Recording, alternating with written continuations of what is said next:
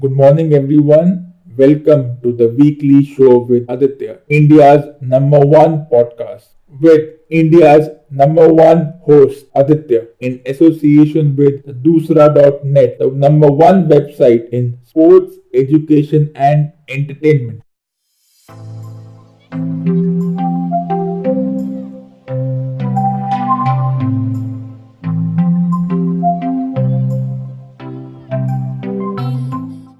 The fifth ODI between India and New Zealand showed the mettle of the middle order. India was struggling at 18 for 4. Dhoni, Rohit, Dhawan, and Shubman Gill were taken out by the New Zealand bowlers. In came two batsmen still struggling to fight for a place in the team. It was Raidu and Vijay Shankar. They batted sensibly. At 18 for 4, they knew that one more wicket and the ghosts of the fourth ODI when India was bowled out for 92. The ghosts would come back and the media would tear apart the team again.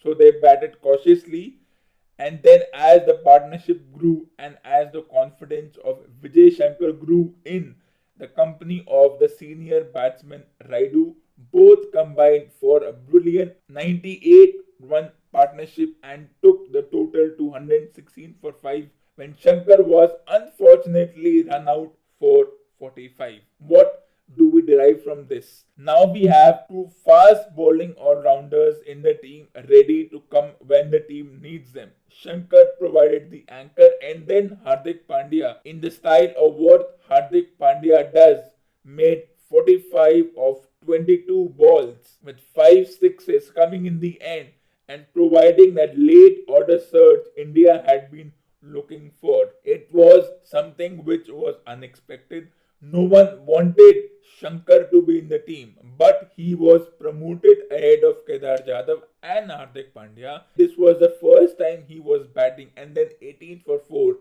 against a potent New Zealand bowling attack with the likes of Trent Bolt, Matt Henry, the all-rounders in Mitchell Santner, Colin de Grandhomme, Jimmy Neesham, Todd Astle. They settled down. They put aside their ego, and India crossed over to a very defendable total of 252.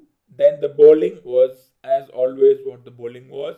Shami came back. He picked up wickets. Bhuvneshwar, Pandya, Chahal, even Jadhav, as what he does with his innocuous bowling, picked up the wicket, and then from there, India never looked back.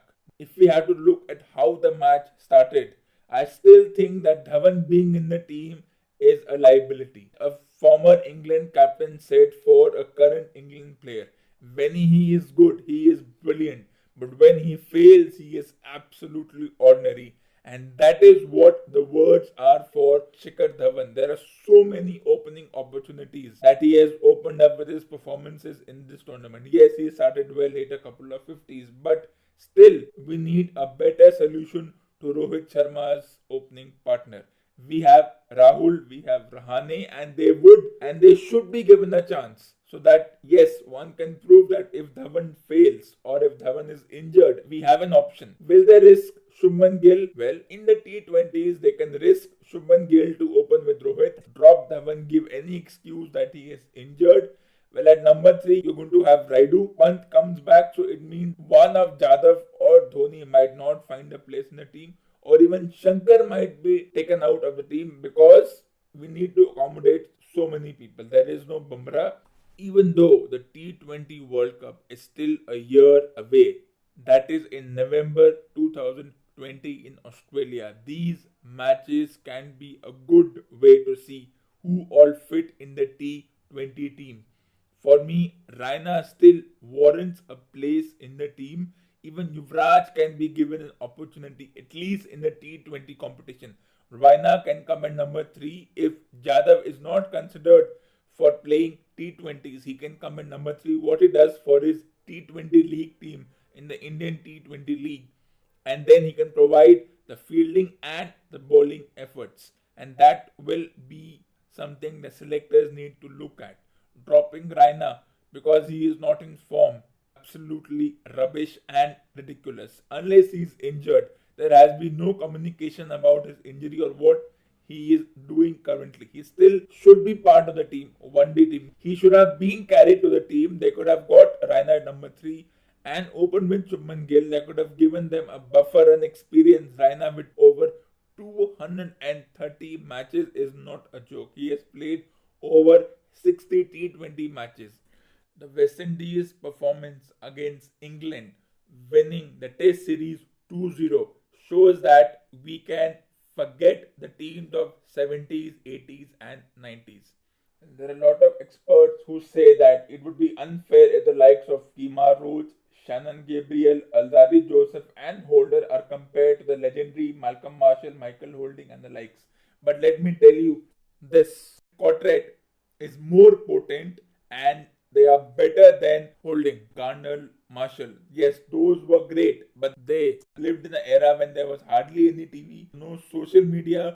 Journalists like today never had the guts to go and criticize these so-called legends. They never had to go under any scrutiny if they lost, and we do not have any record of the loss. Of course, teams lose, and then these four could not bat, so they were a liability. So if West Indies were to lose their top batsman, it was all over. It is for the same reason that in football we keep going back to Maradona, Pele. Then for the sake of it, it's Messi and Ronaldo and no one else. We cannot get out of this rut, so we need to move on. And then in tennis, it's Nadal, Djokovic, Federer, Murray, and then there is no other person.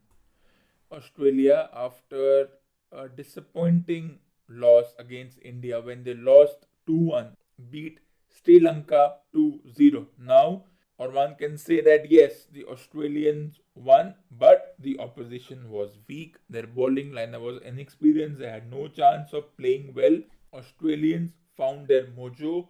Stark, Cummins, Jahir Richardson and Hazelwood, who is battling an injury, are now the most potent Australian fast bowlers around. We can get over the likes of McGrath, Gillespie, Damien Fleming. I have no idea who these people are.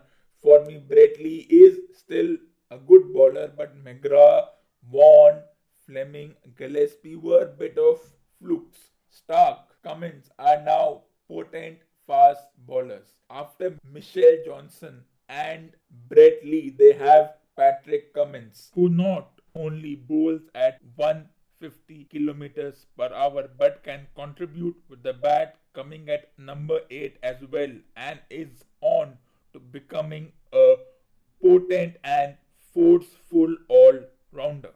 Was the Hockey World Cup disappointing as far as India is concerned? Yes, because they did not go all the way to the finals. But is it all about going to the finals and winning? Is it not about participating and showing your talent? And then how can Hockey India or anyone say that Akashdeep Singh or Manpreet Singh, who are only 22, 23, suddenly are not good enough to be part of the team? They are talented, they are quick, they have all the potential to becoming Hall of Famers and better than the ones who played 15, 20 or even 40 years ago. They have at least 12, 13 years left to play. Why do we keep going back to Dhanraj, Pillai and Dilip Turkey? They played 14, 15 years ago. They have done their part, and going back to them just because they played once upon a time, they were legends in their own era, doesn't mean that talking about them again and again is going to make Indian hockey any better. The 15 that we have right now are the legends, and we should continue to have faith in these 15 people that come the next World Cup or the next major tournament. India will go all the way, and even if they don't, we should give them an applause every time they are able. Kudos to the team which won in 1975. But that is an event which happened 44 years ago, and the only reason they were able to win because they did not have too much of a challenge. And as hockey has progressed over time, teams have become challenging, and European teams have become a thorn in the side. In 2020, we have the Olympics. We want them to win gold, but is it all about winning gold and winning championships? Is gold the ultimate? Is there no other way to say that if the team doesn't win gold or they are not runner-up, does it mean that they are not good, that they have problems, that the players are not doing well at the grassroots levels? I think all these theories are baseless and they should be redacted. These theories are not acceptable. The team does well not because they win championships. They do well because they play together. It is not about winning championships all the time.